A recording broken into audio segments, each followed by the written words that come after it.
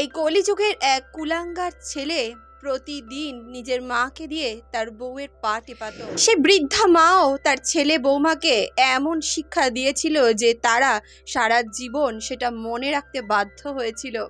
বন্ধুরা, আজকের এই কাহিনী খুবই শিক্ষামূলক এবং খুবই জ্ঞানবর্ধক একটি কাহিনী। প্রত্যেকটি মা বাবার এই শিক্ষা গ্রহণ করা উচিত, প্রত্যেকটি মা বাবার এই পথ অবলম্বন করা উচিত। জীবনে মা বাবা ভগবানের থেকেও বড় হয়ে থাকে। তারা আমাদের লালন পালন করে, আমাদের শিক্ষা দেয় এবং সমস্ত রকম পরিস্থিতিতে আমাদের ঢাল হয়ে আমাদের রক্ষা করে। শাস্ত্রে বলা হয়েছে মাতৃ দেবো ভব পিতৃ দেবো ভব, অর্থাৎ মা বাবাকে দেবতার সমতুল্য মনে করা হয়েছে। কিন্তু আজকালকার দিনের মানুষ এই দেবতাদেরকে ভুলে নিজেদের স্বার্থে এতটাই মগ্ন হয়ে যায়, তারা নিজেদের জন্মদাতা পিতা মাতাকেই অবহেলা করে, অপমান করে। তারা নিজের মাতা পিতার ত্যাগ এবং ভালোবাসার অপমান করে। তারা মনে করে তারা নিজের জীবনে যে সমস্ত সুখ স্বাচ্ছন্দ্য পাচ্ছে তার উপরে শুধুমাত্র তাদের একারই অধিকার আছে। এমন সন্তানরা একসময় জীবনের শান্তি এবং সুখ সমৃদ্ধি সবকিছু হারায়।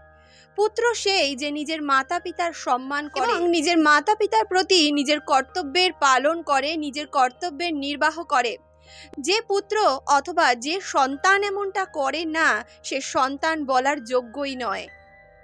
আজকের এই কাহিনী এমন একটি মায়ের কাহিনী যে সারা জীবন কঠোর পরিশ্রম করে নিজের ছেলেকে বড় করে তুলেছিল, নিজের ছেলের সমস্ত ইচ্ছে পূরণ করার চেষ্টা করেছিল।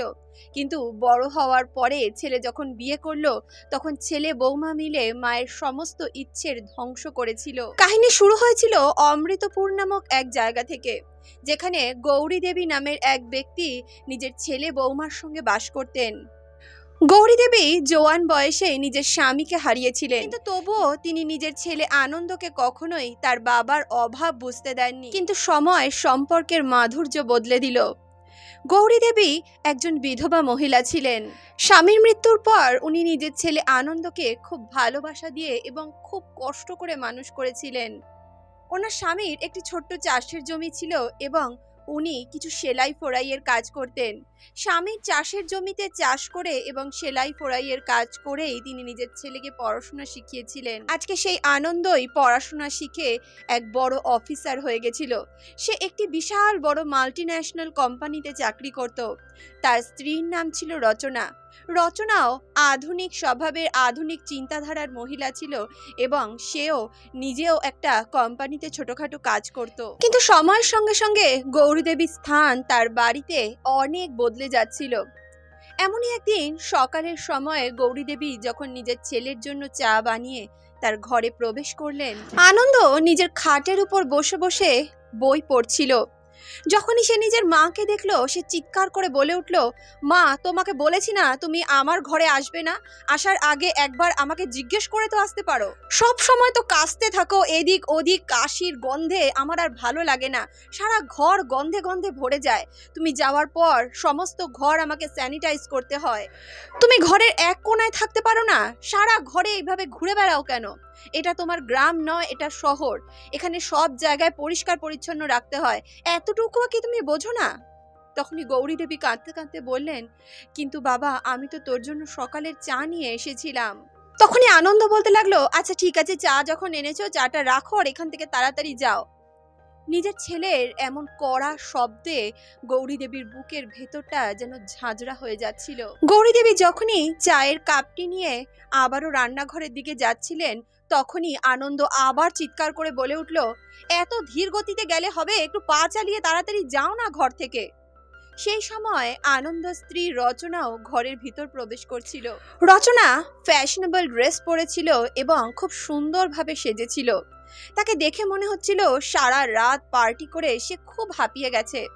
তখনই আনন্দ তার স্ত্রীকে বলতে লাগলো, ডার্লিং, তুমি খুব হাঁপিয়ে গেছো মনে হচ্ছে। কাল রাতের পার্টিটা কেমন ছিল? রচনা বলতে লাগলো, আনন্দ, কি বলবো, সারা শরীর যেন যন্ত্রণা করছে।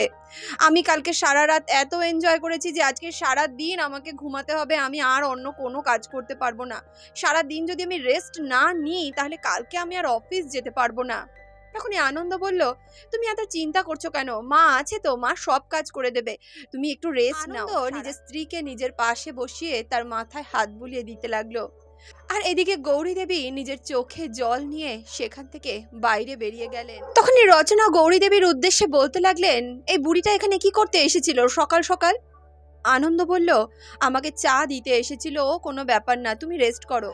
তখনই আনন্দ নিজের মাকে বলতে লাগলো, মা দেখো না রচনা কত খাটাখাটনি করে এসেছে, তুমি এক কাজ করো, রান্নাঘরে গিয়ে একটু গরম তেল নিয়ে আসো আর ওর পায়ের মালিশ করে দাও। বন্ধুরা, এই দৃশ্য এটাই দেখায় যে কেমন ভাবে কিছু কিছু সন্তানেরা নিজের মা বাবার ত্যাগ আর বলিদানকে ভুলে তাদের ভালোবাসার খারাপ ব্যবহার করতে থাকে, তাদের ভালোবাসাকে অসৎভাবে ব্যবহার করতে থাকে।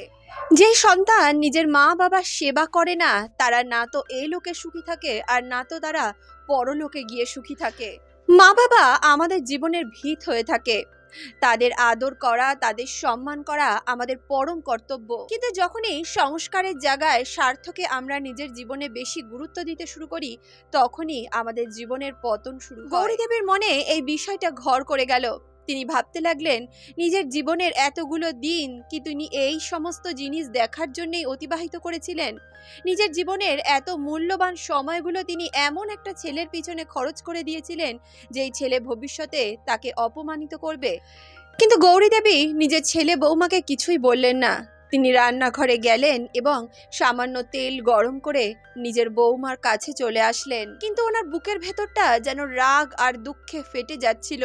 সারা জীবন যেই ছেলের জন্য উনি এত কঠোর পরিশ্রম করেছেন, এত ত্যাগ করেছেন, সেই ছেলেই আজকে নিজের বউয়ের সামনে ওনাকে এত অপমান করছে। উনি যখন গরম তেল নিয়ে নিজের ছেলের বউয়ের সামনে আসলেন, তখনই সে নিজের স্বামীকে বলতে লাগলো, তোমার মাকে একটু বোঝাও, এটা ওনার গ্রাম নয়, এটা শহর, শহরের আদব কায়দা ওনাকে একটু বুঝতে তো হবে। নিজের বৌমার মুখে এমন কথা শুনে গৌরী দেবী আর নিজেকে ঠিক রাখতে পারলেন না।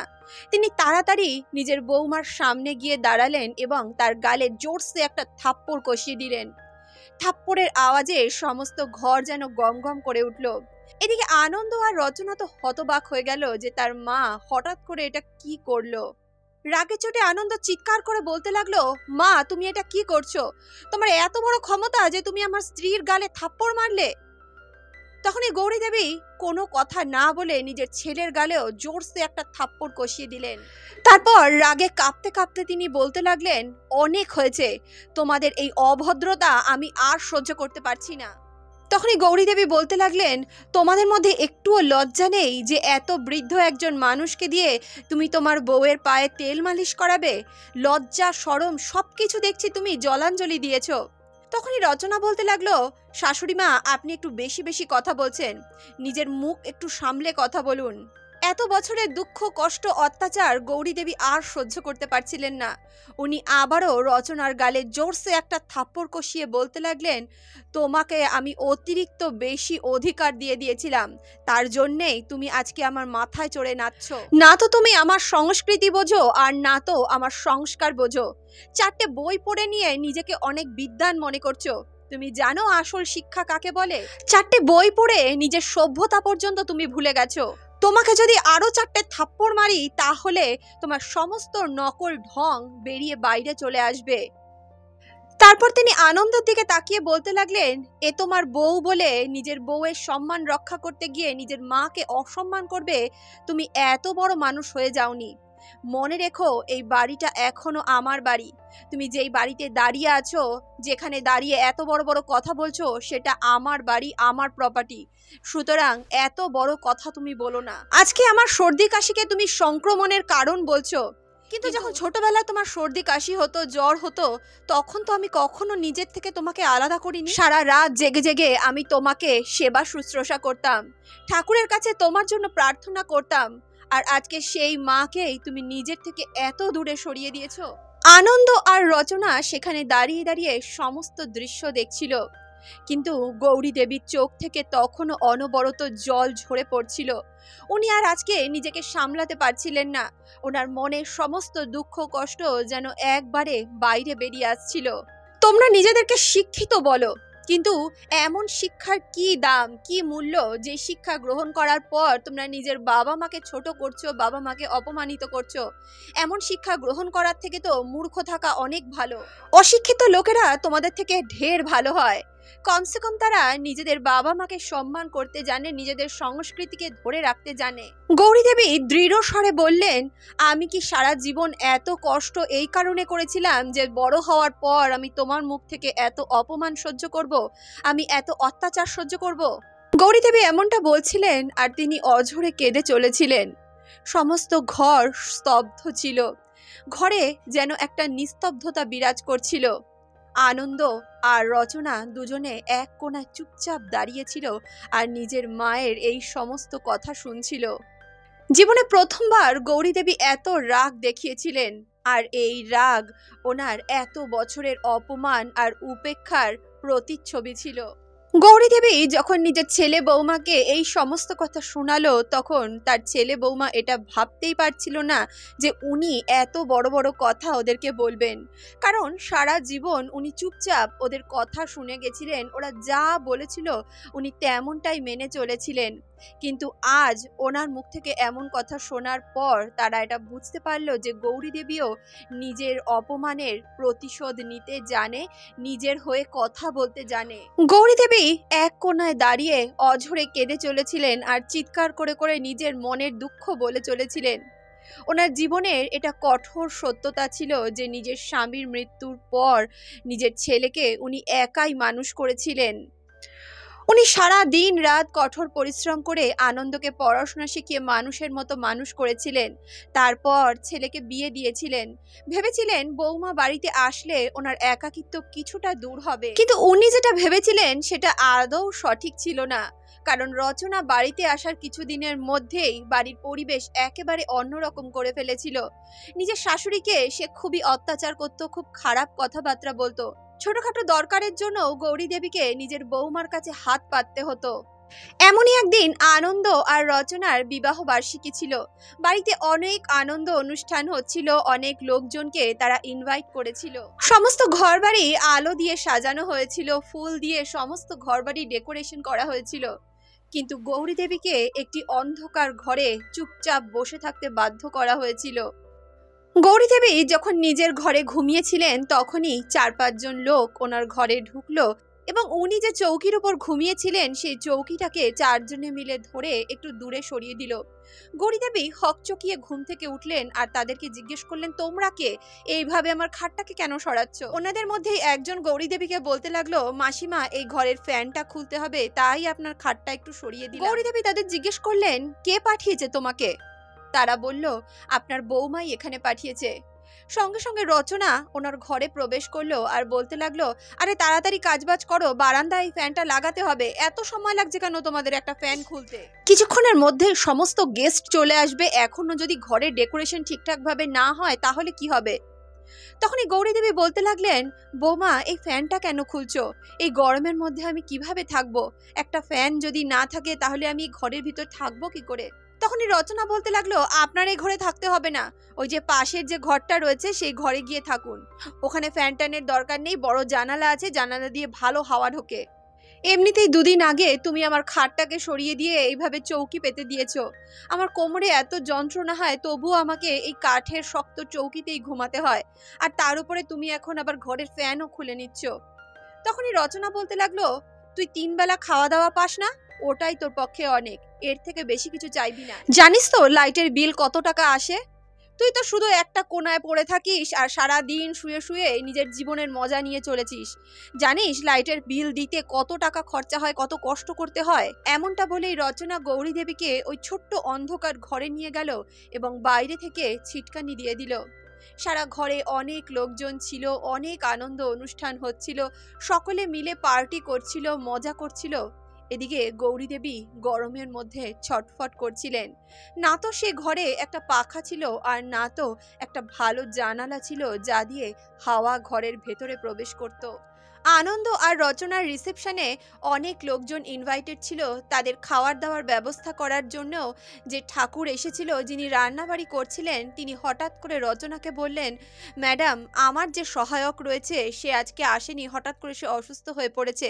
আমি একজন হেল্পারকে নিয়ে এসেছি ঠিকই, কিন্তু সে ঠিকভাবে কাজ করছে না। আপনি এক কাজ করুন, আপনি আমাকে একটা হেল্পার জোগাড় করে দিন। আর আপনি যদি বলেন আমি একজনকে হেল্পার নিয়েও আসতে পারি, আপনাকে এর জন্য এক্সট্রা টাকা দিতে হবে। রচনা তখন রান্নার ঠাকুরকে বলতে লাগলো, কিসের জন্য তোমার হেল্পারের প্রয়োজন? রান্নার ঠাকুর বলল, এই ছোটখাটো কাজের জন্য, যেমন একটু তরকারি কেটে দেবে, একটু টেবিলটা পরিষ্কার করে দেবে, একটু লুচি বেলে দেবে, এই সবের জন্যই একটা হেল্পারের প্রয়োজন। তখনই রচনা বলল, কোনো হেল্পারের প্রয়োজন নেই, আমি কিছুক্ষণের মধ্যেই একজনকে পাঠাচ্ছি, ও এই কাজবাজ খুব ভালো করতে পারবে।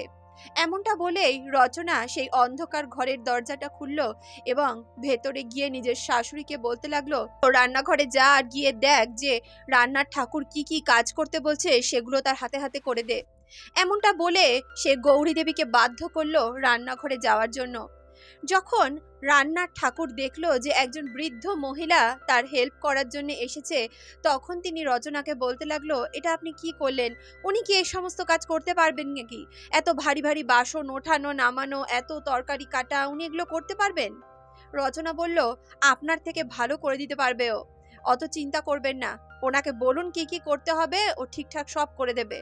এমনটা বলে রচনা আবারও নিজের পার্টি এনজয় করতে চলে গেল। রান্নার ঠাকুর তখন গৌরী দেবীকে বলতে লাগলেন, আপনি পারবেন এগুলো করতে? গৌরী দেবী বলল, আমার সারাটা জীবন তো এগুলো করতে করতেই কেটে গেল, আর একদিন করলে বা এমন কি ক্ষতি হয়ে যাবে? দেও, বলো কি করতে হবে, আমি করে দিচ্ছি। এমনটা বলে গৌরী দেবী তরকারি কাটা শুরু করলেন এবং লুচি বেলতে লাগলেন। এদিকে রান্নার ঠাকুর যখন দেখলো এত বৃদ্ধ মহিলা এইভাবে রান্নার কাজবাজ করছে, বাসন মাজছে, তরকারি কাটছে, রান্নার টেবিল পরিষ্কার করছে, খাওয়ার টেবিল পরিষ্কার করছে, তখন ওনার খুব খারাপ লাগলো। উনি তখন গৌরী দেবীকে বলতে লাগলেন, মাসিমা, আপনি ওই কাজগুলো ছাড়ুন, এখানে আসুন, এসে একটু ক্ষীরটা রান্না করে দিন। দেখুন, আমার যে হেল্পার ছিল সে আসলে খুব ভালো ক্ষীর রান্না করতে পারতো, তবে ও আজকে আসেনি, আপনি যদি ক্ষীরটা রান্না করে দিতে পারেন তাহলে অনেক উপকার হয়। গৌরী দেবী বলতে লাগলেন, এটা এমন বড় কথা কি? তুমি এক কাজ করো, ক্ষীর বানানোর জন্য আমি যা যা বলছি সেগুলো আমার সামনে এনে দাও, আমি তোমাকে একটা ভালো ক্ষীর বানিয়ে দিচ্ছি। তখনই গৌরী দেবী সেদিনের অনুষ্ঠানে খুব সুন্দর একটি ক্ষীর বানালেন। পার্টি শেষ হওয়ার পর অনেক নোংরা বাসন জমেছিল, অনেক জিনিস ধুতে হতো, যেই সব বাসনে রান্নাবাড়ি হয়েছিল সেই বাসনগুলো ধোয়ার ছিল। পার্টি যখন শেষ হলো তখন রান্নার ঠাকুর রচনাকে বলতে লাগলো, দেখুন, এত বাসন কোসন হয়েছে, এত নোংরা বাসন হয়েছে, এগুলো পরিষ্কার করার জন্য কোনো হেল্পারের তো প্রয়োজন। আপনারা এক কাজ করুন, কাউকে দিয়ে এই বাসনগুলো পরিষ্কার করিয়ে নিন, কিছুক্ষণের মধ্যেই আমার লোকজন এসে এই বাসনগুলো নিয়ে চলে যাবে। একথা শোনার পর রচনা গৌরী দেবীকে বলতে লাগলো, আগে এই সমস্ত বাসন পরিষ্কার কর, তারপরে আজকে তুই খাবার পাবি। গৌরী দেবী বলল, দেখো মা, আমি সকাল থেকে কিছুই খাইনি, আগে আমি খাবারটা খেয়ে নিই, তারপরে এই কাজবাজগুলো আমি করে দেব। কিন্তু রচনা বলল, আগে যদি তোকে খেতে দিই তাহলে তুই কিছুই করতে পারবি না, খাবার খেয়ে সোজা রাত্রে ঘুমাতে চলে যাবি। গৌরী দেবী নিজের চোখের জল মুছতে মুছতে রান্নাঘরে চলে গেলেন এবং রান্নার বাসনগুলো ধুতে শুরু করলেন। যখনই তিনি একটি হাঁড়ির মুখ খুললেন, উনি দেখলেন হাঁড়ির মধ্যে বিভিন্ন ধরনের খাবার একটি প্লেটের মধ্যে সাজানো রয়েছে। গৌরী দেবী ওই খাবারগুলো দেখে বুঝে গেলেন যে ওই রান্নার ঠাকুর যিনি ওনাকে দিয়ে ক্ষীর রন্ধন করিয়েছিলেন, তিনি ওনার জন্য এই খাবারগুলো রেখে গেছিলেন। উনি তাড়াতাড়ি করে সেই প্লেটটি হাঁড়ির থেকে বার করলেন এবং সমস্ত খাবার খেতে লাগলেন। কিছুটা খাওয়ার পর ওনার একটু খিদে মিটলো, ওনার একটু স্বস্তি হলো, কিন্তু তারপরেও ওনার জীবনের কষ্ট কিন্তু শেষ হয়নি, ওনার অনেক কাজ করা বাকি ছিল। সেদিন রাত 12টা পর্যন্ত উনি পার্টির বাসন কোসন ধুলেন, আর তারপর ভোরের দিকে নিজের ঘরে ঘুমাতে গেলেন। এভাবে গৌরী দেবী দিনের পর দিন অত্যাচারিত হতে শুরু করলেন। দিনের পর দিন ওনার ছেলে বৌমা ওনার উপরে টর্চার করত। শারীরিকভাবে মানসিকভাবে দুই দিক থেকেই উনি খুব দুর্বল হয়ে পড়েছিলেন। এমনই একদিন আনন্দ যখন কাজের থেকে বাড়িতে ফিরল, সে রচনাকে বলতে লাগলো, রচনা, ব্যবসায় অনেক ক্ষতি হয়ে যাচ্ছে, আমার মনে হয় আমাদের এই বাড়িটা বিক্রি করে তার থেকে যে টাকা পাবো সেই টাকা ব্যবসায় লাগালে আমাদের ব্যবসাটা অনেক বড় হবে। আসলে আনন্দ আর রচনা কিছুদিন আগেই একটি ব্যবসা খুলেছিল, আর সেই ব্যবসায়ে তারা অনেক টাকা ইনভেস্ট করে ফেলেছিল। আনন্দ ব্যবসা খোলার পর যখন প্রথম দিকে ব্যবসায় একটু উন্নতি হচ্ছিল, সে নিজের চাকরিটাও ছেড়ে দিয়েছিল, আর রচনাও নিজের চাকরি ছেড়ে সমস্ত সময়টা ব্যবসার পেছনেই লাগিয়ে দিয়েছিল। ঘরের কাজবাজের তো তার কোনো চিন্তা ছিল না, কারণ সমস্ত কাজ সে গৌরী দেবীকে দিয়েই করাতো। গৌরী দেবী নিরন্তর খাটনি করে চলেছিলেন, নিরন্তর কষ্ট করে চলেছিলেন, কিন্তু ওনার কষ্টের কেউ দাম দিত না। এই ঘটনার যখন 5-6 দিন কেটে গেল, অর্থাৎ তাদের বিবাহবার্ষিকীর অনুষ্ঠানের যে রিসেপশন ছিল, সেই রিসেপশনের যখন 4-5 দিন কেটে গেল, তখন যে রান্নার ঠাকুর তিনি হঠাৎ করে রচনার কাছে আসলেন এবং রচনাকে বলতে লাগলেন, ম্যাডাম, 2 দিন আগে আমার একটা হাতা আমি এখানে ফেলে গেছি, দয়া করে আপনি আমাকে ওই হাতাটা দিয়ে দিন। রচনা বলতে লাগলো, ওই বুড়িটা তোমার সঙ্গে যাবে, গিয়ে তুমি কোন হাতা চাও, কোন হাতা তোমার, সেটা তুমি দেখে নিয়ে যাও। তুমি যদি আবার আমার ঘরের জিনিস নিয়ে যাও তখন কি হবে? তখনই গৌরী দেবী সেই রান্নার ঠাকুরের সঙ্গে রান্নাঘরে গেলেন। রান্নার ঠাকুর গৌরী দেবীকে বলতে লাগলেন, আসলে মাসিমা, আমি কোনো হাতা টাতা নিতে এখানে আসিনি, আমি আপনার সঙ্গে কথা বলতে এখানে এসেছি। সেদিন আপনি যে ক্ষীরটা বানিয়েছিলেন, সেই ক্ষীরের প্রশংসা সকলে করেছিল। আপনার ছেলের অনুষ্ঠানে যত লোক ইনভাইটেড ছিল তারা সকলেই ক্ষীরের নামে পঞ্চমুখ ছিল, তারা সকলেই বলছিল এত টেস্টি ক্ষীর কে বানিয়েছে। আমার মনে হয় আপনি কিন্তু এই বিষয়টা নিয়ে আরও দূরে কিছু ভাবতে পারেন। আমি দেখেছি আপনার ছেলের বউ আপনার উপর কত অত্যাচার করে, আপনি কত কষ্টে আছেন। 2 দিন পরেই শহরের এক ধনী শেঠজির বাড়িতে তার ছেলের বিয়ের অনুষ্ঠান হতে চলেছে। আপনি যদি সেখানে গিয়ে ক্ষীরটা বানিয়ে দিয়ে আসেন, তাহলে মনে হয় আপনি সেখান থেকে অনেক উন্নতির পথ পেতে পারেন। আপনার ক্ষীরের প্রশংসা যদি তারা একবার করে, তাদের যদি একবার আপনার ক্ষীরটা ভালো লেগে যায়, তাহলে কিন্তু আপনার নাম চারদিকে ছড়িয়ে পড়বে, আপনি একটা কাজের অপরচুনিটি পাবেন। যখন গৌরী দেবী সেই রান্নার ঠাকুরের মুখ থেকে একথা শুনল, তখন তিনি বলতে লাগলেন, এটা আপনি কি বলছেন? আমার এত বয়স হয়ে গেছে, এই বয়সে কি আবার এই সমস্ত কাজ শুরু করা যায় নাকি? আর আমার ভাগ্যে যা আছে তাই হবে। তখনই রান্নার ঠাকুর বলল, এমনটা কেন বলছেন? ভাগ্যের উপরে কিছু লেখা থাকে না। আপনি যদি চেষ্টা করেন তাহলে আপনি নিজের ভাগ্য নিজে বদলাতে পারেন। আপনি এত বড় একটা সুযোগ পাচ্ছেন, এত সুন্দর রান্না করতে পারেন আপনি, আমার মনে হয় আপনার এই বিষয়টাকে কাজে লাগানো উচিত। তখনই গৌরী দেবী বলতে লাগলেন, কিন্তু আমি ঘর থেকে কিভাবে বেরোবো? আমার ছেলের বউ তো আমাকে ঘর থেকেই বেরোতে দেয় না। রান্না ঠাকুর বলতে লাগলেন, দেখুন না, আপনি যদি কোনোভাবে সেদিন বেরোতে পারেন, যদি সেখানে গিয়ে ক্ষীরটা রান্না করতে পারেন, আমার মনে হয় আপনি কাজের একটি সুযোগ পাবেন। এমনটা বলে সেই রান্নার ঠাকুর সেখান থেকে চলে গেল। এদিকে যখন গৌরী দেবী রান্নার ঠাকুরের সঙ্গে কথা বলে ঘর থেকে বাইরে বেরোচ্ছিল, তখনই রচনা তাকে বলতে লাগলো, এতক্ষণ কি কথা বলছিলিস? সারা দিন শুধু এদিক ওদিক সময় নষ্ট করতে পারলেই হলো, বাড়ির কাজবাজ করতে হবে না? এখন কি ঘরের কাজবাজ আমি করব? রান্নাটা কখন করবি? গৌরী দেবী যখন রচনার মুখ থেকে একথা শুনলো, ওনার খুব খারাপ লাগলো।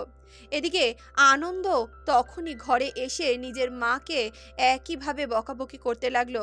সে বলতে লাগলো, সারা দিন তুমি শুধু শুয়ে বসেই কাটিয়ে দাও, কোনো কাজ তোমার করতে ইচ্ছা হয় না, তাই না? ছেলে বৌমার মুখে এমন কথা শোনার পর গৌরী দেবী সিদ্ধান্ত নিল যে উনি নিজের পায়ে নিজে দাঁড়াবেন। যখন ওনার একটা অপরচুনিটি এসছে, যখন উনি একটি সুযোগ পেয়েছে, তাহলে সেই সুযোগ উনি কাজে লাগাবেন। কিছুদিন পর তিনি রান্নার ঠাকুরের সঙ্গে গিয়ে দেখা করলেন এবং বলতে লাগলেন যে কবে এই অনুষ্ঠানের দিন জেনে তিনি অনুষ্ঠানের দিন বিকালবেলা মন্দিরে যাওয়ার নাম করে সেখানে উপস্থিত হলেন এবং সেখানে গিয়ে সুন্দর একটি ক্ষীর রান্না করে আসলেন। যখন শেঠজির ছেলের বিয়েতে সেই ক্ষীর সবাইকে সার্ভ করা হলো, সবাই ওই ক্ষীরের সুনামে পঞ্চমুখ হয়ে গেল। শেঠজি বলতে লাগলো যে এত সুন্দর ক্ষীর কে রান্না করেছে, তাকে আমি পুরস্কৃত করতে চাই। রান্নার ঠাকুর তখন গৌরী দেবীর নাম বলল। তিনি বলতে লাগলেন, গৌরী দেবী বলে একজন ভদ্র মহিলা এই ক্ষীর রান্না করেছেন, উনি খুব সুন্দর রান্না করতে পারেন। যখন সেই শেঠজি একথা শুনলো, তখন তিনি বলতে লাগলেন যে তাহলে এক কাজ করো না, আমার যে মিষ্টির দোকানটা আছে, সেই মিষ্টির দোকানে ওনাকে ক্ষীর বানানোর জন্য যদি আমরা রেখে দিই, তাহলে কেমন হয়? যখন রান্নার ঠাকুর একথা শুনলেন, তখন তিনি গৌরী দেবীকে এই সমস্ত কথা জানালেন। গৌরী দেবী মনে মনে ভাবলেন, উনি যদি নিজে কোনো এক জায়গায় কাজ করেন, তাহলে হয়তো উনি নিজের জীবনে অনেক উন্নতি দেখতে পারবেন। এমনটা ভেবেই তিনি সেই শেঠজির সঙ্গে দেখা করলেন এবং প্রতিদিন বিকালের দিকে তিনি শেঠজির দোকানে যেতেন এবং সেখানে গিয়ে ক্ষীর রান্না করে আবার বাড়িতে চলে আসতেন। এমনভাবেই দীর্ঘদিন তিনি মন্দিরে যাওয়ার নাম করে শেঠজির দোকানে গিয়ে ক্ষীর বানিয়ে চলে আসতেন এবং প্রতি মাসে তিনি বেশ ভালো টাকা উপার্জন করা শুরু করেছিলেন। এদিকে রচনা যখন দেখলো যে গৌরীদেবী প্রতিদিন বিকালে কোথাও বেরিয়ে যায়, তখন সে মনে মনে ভাবতে লাগলো, এই বুড়ি প্রতিদিন কোথায় যায়, রোজ তার মন্দিরে যেতে হয়। পরক্ষণে তার মনে হলো, বাড়ির সব কাজবাজ তো করেই যায়, তাতে আমার অসুবিধা কি আছে, যেখানে যায় যাক না। এমনটা ভেবে সে নিজের জীবনে নিজের কাজবাজে ব্যস্ত হয়ে গেল। হঠাৎ একদিন আনন্দ বাড়িতে এসে রচনাকে বলতে লাগলো, রচনা, আমার মনে হয় আমাদের এই বাড়ি ঘর বিক্রি করে যে টাকা পাবো সেই টাকা দিয়ে আমরা ব্যবসায় ইনভেস্ট করতে পারি, তাহলে আমাদের ব্যবসাটা আরো ভালো হবে। রচনা বলতে লাগলো, আমরা যদি বাড়ি বিক্রি করে ফেলি তাহলে আমরা থাকবো কোথায়? তখনই আনন্দ বলল, কেন, আমরা কিছুদিন ভাড়া থেকে নেব, তারপর ব্যবসা থেকে যা উন্নতি হবে সেই টাকা দিয়ে একটা ফ্ল্যাট কিনে নেব।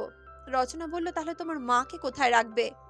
আনন্দ বলল, ওনাকে কোন একটা বৃদ্ধাশ্রমে রেখে আসলেই হবে, এত বয়স হয়ে গেছে, এখন ওনাকে বৃদ্ধাশ্রমেই থাকা দরকার। সেদিন সন্ধ্যায় আনন্দ গৌরীদেবীকে বলতে লাগলো, মা, এখন আমাদের তোমাকে বৃদ্ধাশ্রমে রেখে আসতে হবে, আমি এই বাড়িটা বিক্রি করার সিদ্ধান্ত নিয়েছি, কদিনের মধ্যেই বাড়িটা বিক্রি হয়ে যাবে, আমরা একটা ফ্ল্যাটে গিয়ে থাকবো, আর সেখানে তোমার থাকার জায়গা হবে না, তাই আমি ভেবেছি তোমাকে একটা বৃদ্ধাশ্রমে রেখে দেবো। প্রথম দিকে গৌরীদেবী নিজের ছেলের মুখে কথা শুনে খুবই কষ্ট পেলেন, ওনার চোখ থেকে জল বেরিয়ে আসলো।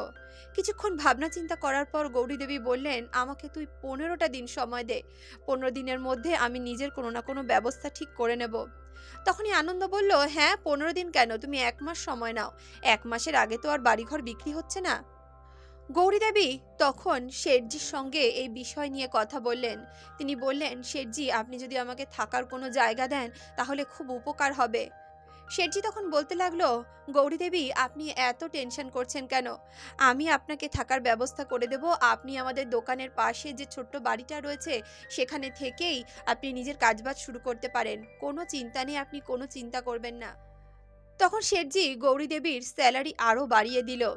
এরই মধ্যে যে রান্নার ঠাকুর ছিল তিনি একদিন গৌরীদেবীর সঙ্গে এসে সাক্ষাৎ করলেন আর বলতে লাগলেন, মাসিমা, বিদেশে একটা রান্নার কম্পিটিশন হতে চলেছে, সেখানে আপনি যদি দেশি রান্নাবান্নার আইটেম প্রেজেন্ট করতে পারেন, আমার মনে হয় সকলে আপনার রান্না খুব পছন্দ করবে।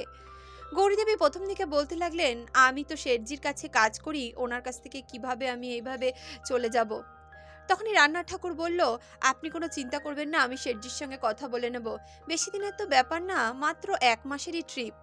এমনটা বলে তিনি গৌরী দেবীর সঙ্গে এই বিষয় নিয়ে সমস্ত কিছু সেটেল করে নিলেন। গৌরী দেবীও বিদেশে যাওয়ার জন্য রাজি হয়ে গেলেন। এদিকে আনন্দ বাড়ি ঘর বিক্রি করে দিয়ে একটি ফ্ল্যাটে থাকা শুরু করেছিল, আর সে গৌরী দেবীকে একটি বৃদ্ধাশ্রমে পৌঁছে দেওয়ার সিদ্ধান্ত নিয়েছিল। গৌরী দেবী তখন আনন্দকে জানালো, তোর আমার ব্যাপারে চিন্তা করার কোনো প্রয়োজন নেই, আমি এক জায়গায় কাজ খুঁজে নিয়েছি, সেখানে থেকে আমি কাজবাজ করব, তারা দুবেলা দুমুঠো আমাকে খেতে দেবে, তা দিয়েই আমার চলে যাবে। আনন্দ নিজের মায়ের কথা শুনে বলতে লাগলো, আচ্ছা ঠিক আছে, তুমি যখন নিজের ব্যবস্থা করেই নিয়েছো তাহলে আমার কোনো অসুবিধা নেই, তুমি সেখানে চলে যাও। একটা ছোট্ট ট্রাঙ্কের মধ্যে কিছু জামা কাপড় গুছালেন এবং সেই রান্নার ঠাকুরের সঙ্গে বিদেশের পথে রওনা দিলেন। বিদেশে গিয়ে তিনি দেশি খাবার দাবারের একটা স্টল দিলেন। তিনি সেখানে চিংড়ি মাছের মালাইকারি, সর্ষে ইলিশ এবং আরও বিভিন্ন ধরনের ভারতীয় আইটেম রান্না করলেন, আর তারই সঙ্গে তিনি বাসন্তী পোলাও আর সাদা ভাতও রান্না করেছিলেন। যখন বিদেশের লোক এই দেশি খাবারগুলো খেলো তখন তারা এই খাবারের সুনামে পঞ্চমুখ হয়ে গেল। সে কম্পিটিশনে উনি প্রথম স্থান অধিকার করেছিলেন এবং তিনি সেখান থেকে 1 কোটি টাকা উপহারও পেয়েছিলেন। উনি সেই টাকা নিয়ে দেশে ফিরে আসার সিদ্ধান্ত নিলেন। গৌরী দেবী পুরস্কারের 1 কোটি টাকা নিয়ে দেশে ফিরে আসলেন এবং সেখানে এসে তিনি একটি বড় হোটেল খুললেন। কিছুদিনের মধ্যেই ওনার হোটেলের নাম চারদিকে ছড়িয়ে পড়ল, সকলেই ওনার রান্নার প্রশংসা করতে লাগলো। এমনই একদিন একটি টিভি শোতে ওনাকে ইন্টারভিউর জন্য ডাকা হলো। সেদিন আনন্দ আর রচনা নিজের ঘরে বসে বসে টিভি দেখছিল। হঠাৎ করে রচনার চোখের সামনে গৌরী দেবীর ইন্টারভিউর সিনটা চলে আসলো। রচনা যখন গৌরী দেবীকে এই অবস্থায় দেখলো তখন সে অবাক হয়ে গেল। সে ভাবতে লাগলো, আমার শাশুড়ি টিভিতে আসছে, ওনাকে ইন্টারভিউর জন্য ডাকা হচ্ছে, এ তো বিশাল বড় কথা। সেখানে গৌরীদেবী নিজের জীবনের সমস্ত ঘটনা বলছিলেন, কিভাবে তিনি এই হোটেলটা খুললেন, কিভাবে নিজের জীবনে স্ট্রাগল করে উনি এই জায়গায় পৌঁছলেন। একথা শোনার পর রচনা এটা বুঝতে পারল যে উনি 1 কোটি টাকা পুরস্কার পেয়েছেন এবং তাই দিয়েই উনি এই হোটেলটা খুলেছেন। রচনা আনন্দকে বলতে লাগলো, দেখো তুমি তোমার মায়ের কাছে যাও এবং তোমার মায়ের কাছে গিয়ে তার কাছ থেকে কিছু টাকা চাও। এমনিতে তো তোমার মা এখন অনেক বড়লোক হয়ে গেছে, তুমি ওনার একমাত্র ছেলে, উনি নিশ্চয়ই তোমাকে দেখবেন, তোমাকে টাকা দিয়ে হেল্প করবেন। রচনা আর আনন্দের একটি 7 বছরের ছোট্ট ছেলেও ছিল। সে যখন নিজের ঠাকুমাকে টিভিতে আসতে দেখলো সে খুব খুশি হয়ে গেল। সে বলতে লাগলো, বাবা চলো না ঠাকুমার সঙ্গে গিয়ে দেখা করি, ঠাকুমার সঙ্গে গিয়ে কথা বলি, আমরাও ঠাকুমার সঙ্গে তার বাড়িতে গিয়ে থাকি। তখনই আনন্দ বলতে লাগলো, হ্যাঁ বাবা আমরা অবশ্যই যাব। কিছুদিনের মধ্যেই আনন্দ আর রচনা গৌরীদেবীর সঙ্গে দেখা করতে গেল। কিন্তু গৌরীদেবী যখনই আনন্দকে দেখলো সে বলতে লাগলো যে আমার কোনো ছেলে নেই, আমার কোনো সন্তান নেই, আমি একা এবং আমি একা থাকতেই ভালোবাসি, আমি এভাবেই অনেক ভালো আছি। আনন্দ আর রচনা অনেকভাবে গৌরীদেবীকে বোঝানোর চেষ্টা করলো, তার পায়ে পর্যন্ত পড়ে গেল, কিন্তু গৌরীদেবী তাদেরকে নিজের জীবনে স্বীকার করলেন না। তিনি বলতে লাগলেন, আমি যে কষ্ট করে এই জায়গায় পৌঁছেছি, একসময় আমি দুবেলা দুমুঠো খাওয়ার জন্য পর্যন্ত অঝরে কেঁদেছি, কিন্তু আজ আমার কাছে অঢেল টাকা রয়েছে, অঢেল সম্পত্তি রয়েছে, তবে এটা আমি নিজে কষ্ট করে উপার্জন করেছি। এই বয়সে এসেও আমি কষ্ট করে টাকা পয়সা উপার্জন করে নিজেকে প্রতিষ্ঠিত করেছি। আমি যদি এত বয়সে এসে নিজেকে প্রতিষ্ঠিত করতে পারি, তোমাদের তো অনেক অল্প বয়স, তোমরা চেষ্টা করো, তোমরা নিজেরাই নিজেদেরকে প্রতিষ্ঠিত করতে পারবে। আর যদি বলো যে তুমি আমার ছেলে বলে তোমার এই সমস্ত কিছুর অধিকার আছে, তবে আমি বলতে চাই যে কিছুদিন আগে তুমি নিজের মাকে বৃদ্ধাশ্রমে রেখে আসার কথা বলেছিলে। যে সন্তান নিজের বাবা মাকে বৃদ্ধাশ্রমে রেখে আসার কথা ভাবতে পারে, তাকে অন্তত আমি সন্তানের মর্যাদা দিতে পারবো না। রইল বাকি আমার নাতির কথা, আমি সমস্ত সম্পত্তি আমার নাতির নামেই করে যাব। আমার নাতির যখন প্রাপ্ত বয়স হবে তখন এই সমস্ত সম্পত্তির সেই মালিক হবে। এমনটা বলে গৌরীদেবী সেখান থেকে প্রস্থান করলেন। গৌরীদেবী নিজের জীবনটা সম্মান আর অনেক আনন্দের সঙ্গে কাটাচ্ছিলেন। গৌরীদেবীর জীবন থেকে আমরা শিখতে পারি যে আমরা যদি চাই তাহলে আমরা সবকিছু করতে পারি, বয়স কোনো বাধা নয়। গৌরীদেবীর কাহিনী থেকে আমরা এটাও বুঝতে পারি যে মা বাবা কখনো কারোর কাছে বোঝা হতে পারে না। মা বাবা আমাদের সুখ সমৃদ্ধির জন্য নিজেদের সমস্ত জীবন জলাঞ্জলি দিয়ে দেয়। বন্ধুরা, বৃদ্ধ বয়সে সন্তানের কাছে যদি অপমানিত না হতে চান তাহলে এই 4টি কথা মেনে চলুন। প্রথম হলো, নিজের জীবনের সক্রিয় সময়গুলোতে টাকা পয়সা সঞ্চয় করে রাখুন। যতটা সম্ভব হয় ততটা ধন ভবিষ্যতের জন্য সঞ্চয় করে রাখুন। নিজের সমস্ত ধন সম্পত্তি ছেলে মেয়ের নামে করার আগে ভালো মতো বিচার করে নিন। বৃদ্ধ বয়সে আপনার কাছে আর্থিক সুরক্ষা থাকা উচিত। পেনশন যোজনাগুলোর সম্বন্ধে জানুন, সেগুলোর ব্যবহার করুন। দ্বিতীয়ত, নিজের অধিকারগুলো ত্যাগ করবেন না, নিজের আত্মসম্মান ত্যাগ করবেন না। মা বাবা হিসেবে নিজের সন্তানকে অবশ্যই ভালোবাসা দেবেন, কিন্তু নিজের মর্যাদা বজায় রেখে, নিজের আত্মসম্মান বজায় রেখে। নিজের বিচার বিবেচনাগুলোর উপর দৃঢ় থাকুন। নিজের সন্তানকে ভালোবাসুন, তাদের উপর প্রেম ভালোবাসা লুটিয়ে দিন, কিন্তু নিজেদের জীবন তাদের উপর লুটিয়ে দেবেন না। বাড়িতে এমন প্রতিষ্ঠা বজায় রাখুন যাতে তারা আপনাকে সম্মান করে। তৃতীয়ত, নিজের স্বাস্থ্য সম্বন্ধে সবসময় সচেতন থাকুন। সময় মতো ডাক্তার দেখান, সঠিক খাবার দাবার খান, নিজের শরীরটাকে যত্ন করুন এবং নিজেকে ভালোবাসুন। বৃদ্ধ বয়সে ডিপ্রেশন থেকে বাঁচার জন্য পজিটিভ এনার্জিগুলোকে নিজের জীবনে গ্রহণ করুন। নিজের শখগুলোকে প্রায়োরিটি দিন, নিজের রুচিগুলোকে গুরুত্ব দিন। আপনি যদি রান্না করতে ভালোবাসেন তাহলে রান্না করুন, আপনি যদি গার্ডেনিং করতে ভালোবাসেন তাহলে গার্ডেনিং করুন। আপনি যেটা ভালোবাসেন আপনি সেটা করুন। শুধু নিজেকে সব সময় ব্যস্ত রাখার চেষ্টা করুন যাতে উল্টোপাল্টা কথা আপনার মাথায় ঘর না করতে পারে। চতুর্থত, নিজের স্থাবর অস্থাবর নিজের সম্পত্তিগুলোর সঠিক সময়ে উইল তৈরি করুন। নিজের বন্ধু বান্ধব, নিজের আত্মীয় স্বজনের সঙ্গে ভালো ব্যবহার করুন, তাদের সঙ্গে সুসম্পর্ক বজায় রাখুন। বৃদ্ধ বয়সকে সুন্দরভাবে কাটানোর জন্য সবথেকে দরকারি হলো আর্থিকভাবে, সামাজিকভাবে এবং শারীরিকভাবে সুস্থ থাকা। নিজেকে আর্থিক দিক থেকে সচ্ছল করুন।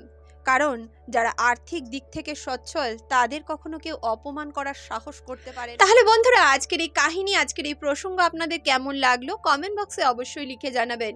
ভিডিওটি ভালো লাগলে অবশ্যই ভিডিওটিতে একটি লাইক করুন, বন্ধু বান্ধব আত্মীয় পরিজনের সঙ্গে ভিডিওটি শেয়ার করুন। এছাড়াও আপনারা যদি আমাকে আমার ফেসবুক পেজে ফলো করতে চান তাহলে আমি আমার ফেসবুক পেজের লিংক ডেসক্রিপশন বক্সে দিয়ে রেখেছি, আপনারা সেখান থেকে আমাকে ফলো করতে পারেন। দেখা হচ্ছে নেক্সট ভিডিওতে, ততক্ষণের জন্য সুস্থ থাকুন, ভালো থাকুন।